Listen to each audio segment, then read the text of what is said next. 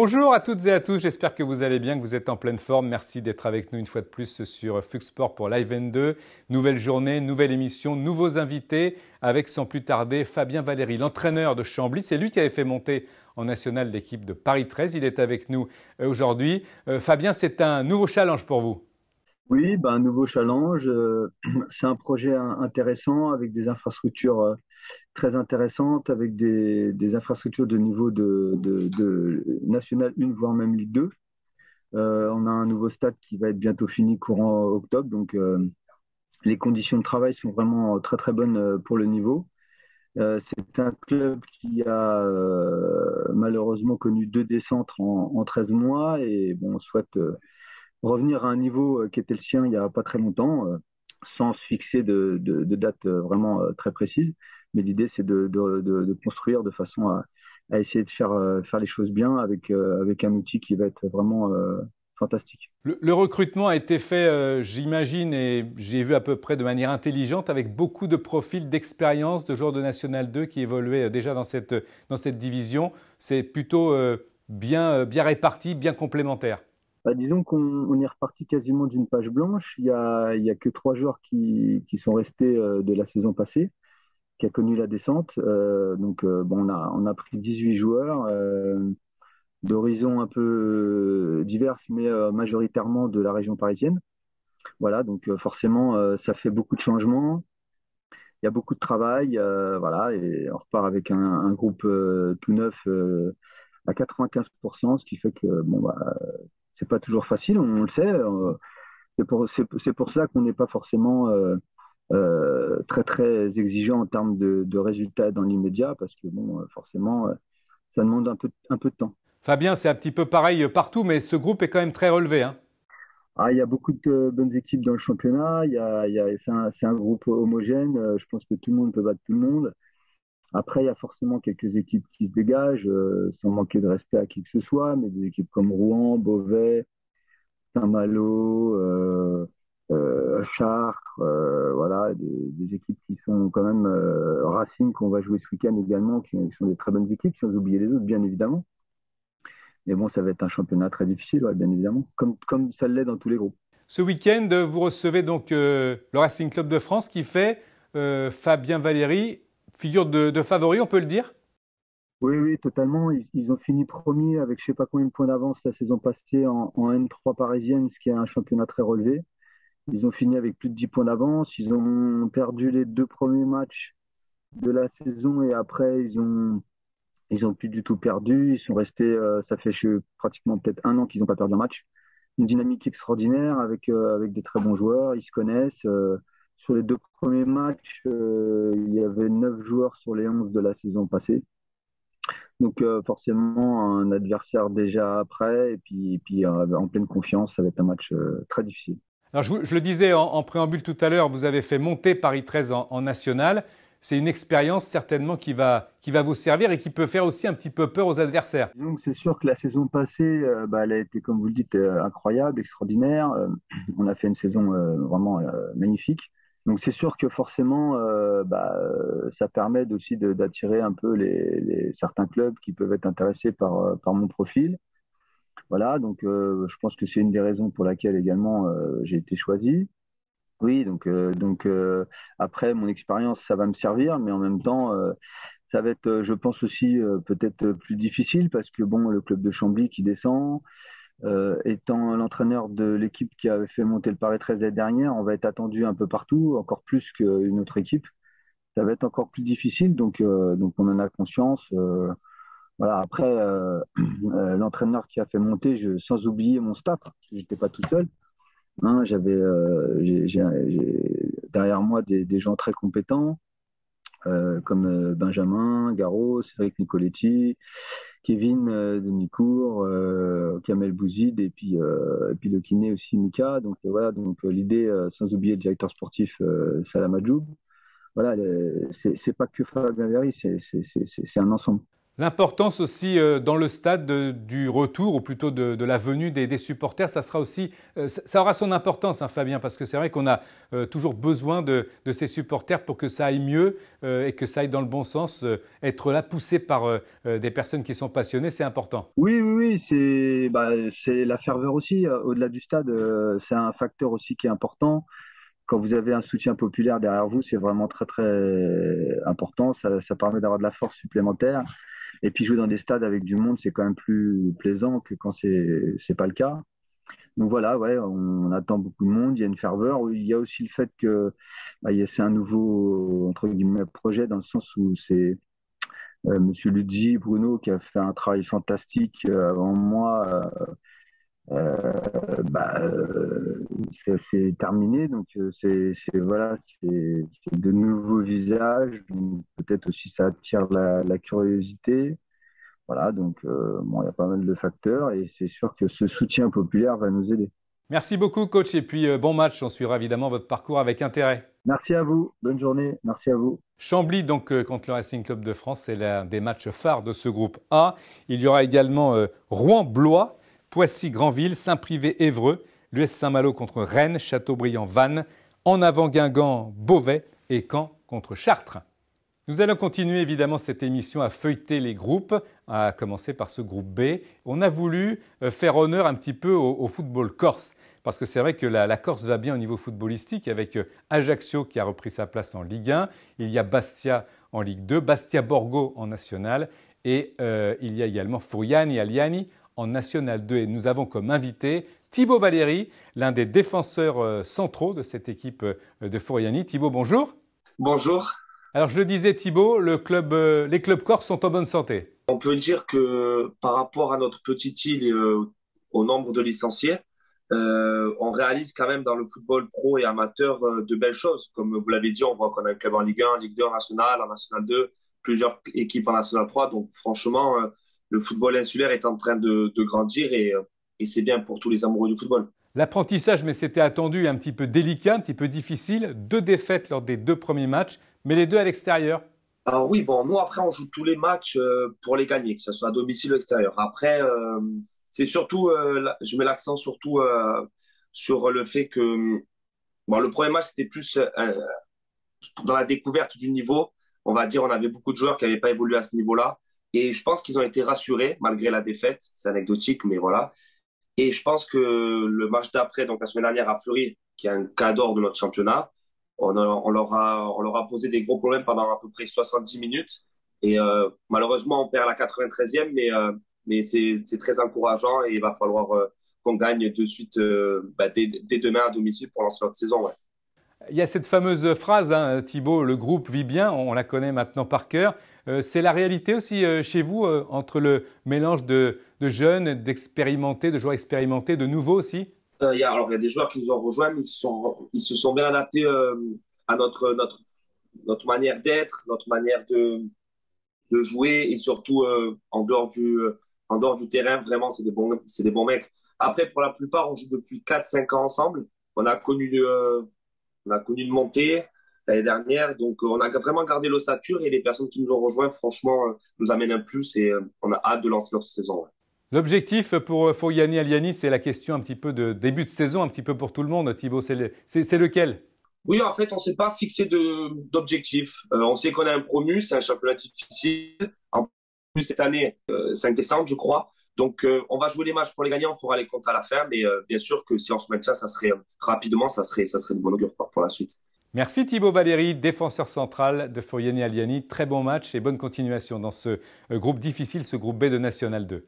Merci beaucoup, à bientôt. On va passer en revue les autres matchs de ce groupe B, avec donc Furiani qui reçoit Épinal, on en a parlé, Belfort contre le Racing Besançon, FC 93 Saint-Quentin, Haguenau Fleury, Sainte-Geneviève Colmar, il y aura également Saint-Maur-Wascal, Metz US Créteil et Reims contre Boulogne.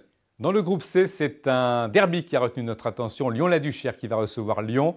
Avec nous, l'entraîneur de Lyon-la-Duchère, Jordan Gonzalez. Bonjour Jordan, alors bon début de saison pour Lyon-la-Duchère, hein, disons-le très nettement. Bonjour, oui, un début de saison pour l'instant qui est plutôt positif, avec une préparation qui s'est ponctuée avec de bons matchs et de bons résultats, et un début de championnat qui nous permet sur les 2 premières journées d'être invaincus, donc c'est plutôt positif pour l'instant. Il y a pas mal, vous avez 32 ans, hein, Jordan, il y a pas mal de jeunes entraîneurs qui arrivent, qui posent leurs pattes, qui ont leurs idées bien précises. On parle souvent d'Erwan, hein, de Bergerac. c'est une nouvelle génération qui arrive. Qu'est-ce que ça vous inspire de faire partie justement de cette élite, hein, parce qu'on peut appeler ça comme ça, qui pousse petit à petit les portes et qui s'incruste dans cette division de National 2? C'est une certaine fierté. Après, on a une nouvelle génération qui avons eu la chance d'être promus et avoir eu la confiance de nos dirigeants pour mener un tel projet. Donc, c'est avant tout une fierté. Et puis après, c'est entre guillemets l'aboutissement d'un gros investissement dans le travail. Donc, aujourd'hui, moi, personnellement, j'essaie de ne pas m'arrêter à ça, mais je suis déjà fier du parcours que j'ai parcouru. Alors l'âge, 32 ans, est-ce que vous êtes écouté par les vieux briscards? C'est la question qui nous vient à l'idée, parce que c'est vrai que quand on est si jeune, diriger des entraîneurs et des entraînements avec des joueurs plus chevronnés, est-ce que ce n'est pas difficile? Oui, après, c'est un relationnel différent, je pense. Il ne faut pas oublier que voilà, il y a une barrière de l'âge qui n'existe pas, donc le relationnel est différent. C'est à nous dans le management d'amener les choses et de cadrer les choses pour que justement il y a quand même cette notion de respect et la relation entraîneur-joueur qui soit respectée. Mais à l'heure actuelle, je rencontre pas de problème, donc j'espère que ça durera comme ça.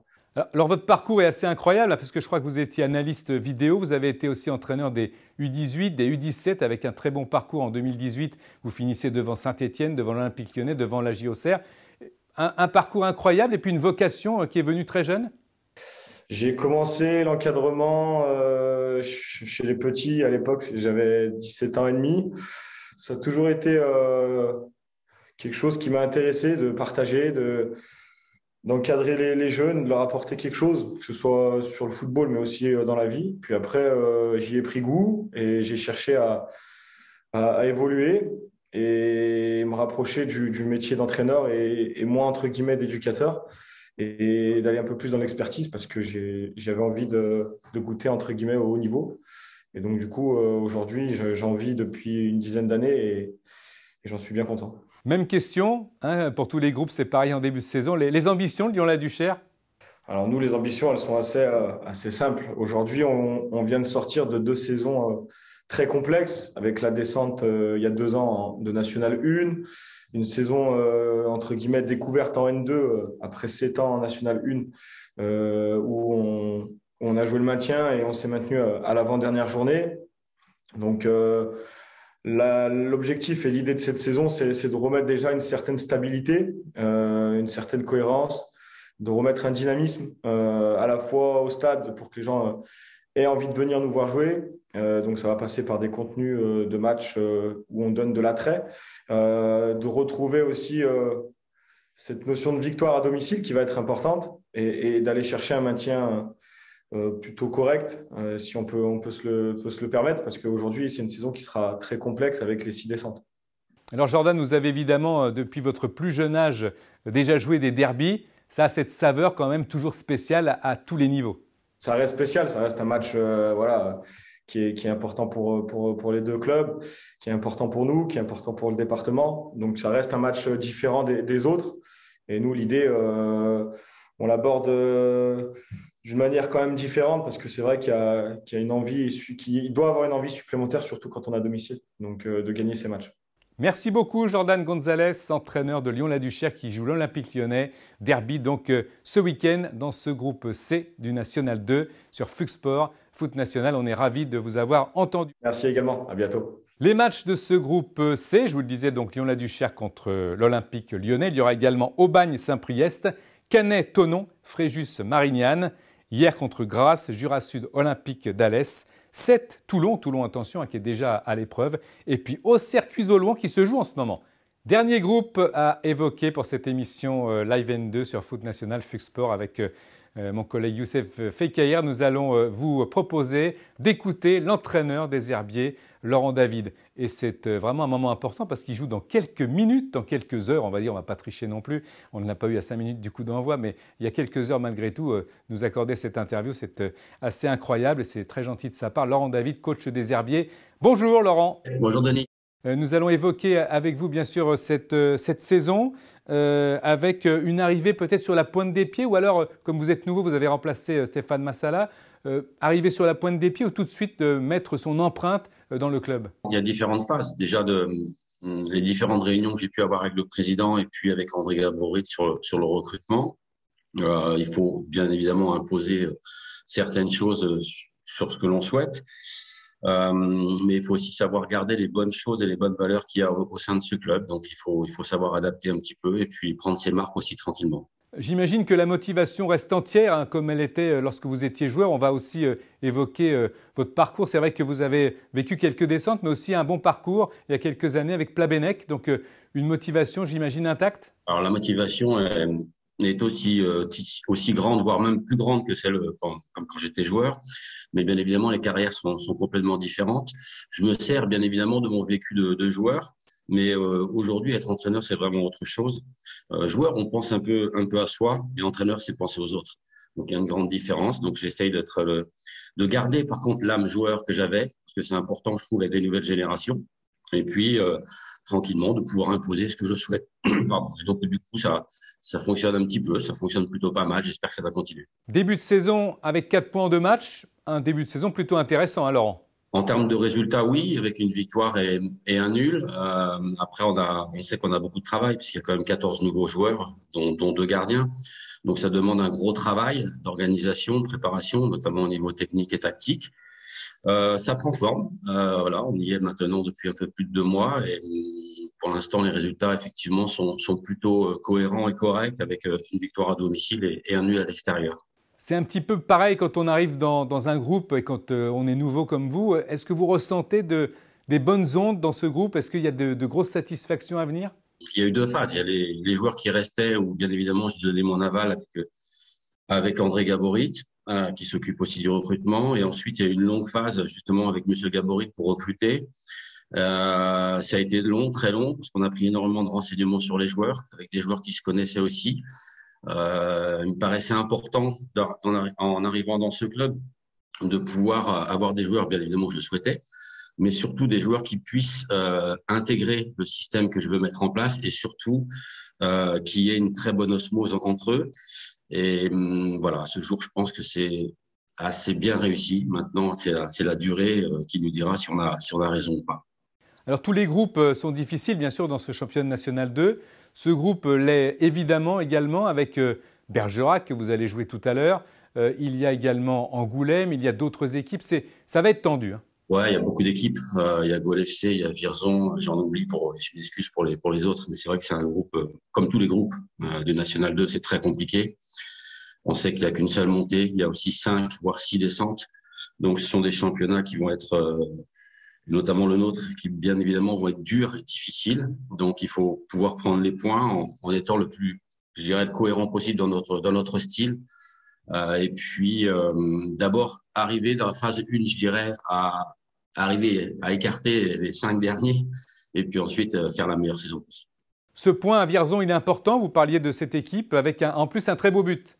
Ouais, un très beau but de la part de Stéphane Zobo, son 2e en 2 matchs. Un match difficile. Vierzon est une équipe qui monte et souvent les équipes qui montent restent sur l'embellie de la montée. C'est pas facile à jouer. C'est une équipe qui va embêter beaucoup de clubs. Effectivement, sur la première mi-temps, peut-être un petit peu déçu, parce que je pense qu'on aurait pu mieux faire. Mais en deuxième mi-temps aussi, en l'espace de 15 minutes, on peut le perdre. Donc, ça reste un point de satisfaction. La question se pose toujours quand on arrive dans un club, c'est pour... et la stabilité manque au football. On sait qu'il y a de l'impatience, parfois chez les dirigeants, souvent chez les supporters, ça peut être plus compréhensible. Vous êtes là pour bâtir, pour construire. Comment vous ressentez justement cette arrivée dans ce club Les Herbiers? Un nouveau projet, avec un nouveau président, M. Vincent Do, avec donc un nouveau coach, un nouveau staff et on va dire 70% de l'effectif renouvelé. Oui, avec le président, on a choisi de prendre le temps d'essayer de bien faire les choses. Lui de son côté d'un point de vue financier et moi de mon côté du niveau sportif. On se voit régulièrement, on échange tous les jours même, et puis on avance tranquillement. Donc là, ça fait bien évidemment que 2 mois, mais il est clair que sur la durée du contrat, qui est de moins de 2 ans, on va essayer de bien faire les choses pour que ce club progresse à nouveau et peut-être retrouve un jour le national. Merci Laurent David d'avoir été avec nous, coach des Herbiers qui joue Bergerac dans quelques heures. Merci d'avoir été notre invité dans ce groupe D. Merci Denis. On va voir tout de suite justement le but de la semaine et le but que vous avez élu. n'est autre que le but dont parlait justement Laurent David, de l'un de ses joueurs, Stéphane Zobo, des Herbiers, qui va mettre un but à Vierzon exceptionnel. Regardez, il est servi dans des conditions difficiles, même si ses coéquipiers ont fait le travail. Ciseaux acrobatiques et but. Superbe, il fait trembler les filets pour la deuxième fois en 2 matchs. Bravo à Stéphane Zobo des Herbiers. Les autres matchs de ce groupe D pour conclure, avec donc Andrézieux contre Trélissac, Bourges-Romorantin, Stade Bordelais-Vierzon, Angers-Moulin-Isère, Lorient-Saumur, Nantes-Chamalières et donc il y aura aussi Angoulême, Gaulle FC. À propos de Gaulle FC, on tient à rendre hommage à Antoine Dary, un dirigeant historique, dit Tonio, qui nous a quittés cette semaine. Voilà pour cette émission Foot National sur FUX Sport. Rappelez-vous bien sûr tous les mardis le rendez-vous pour Replay N2 avec Florian Sermez. À très vite, bonne journée.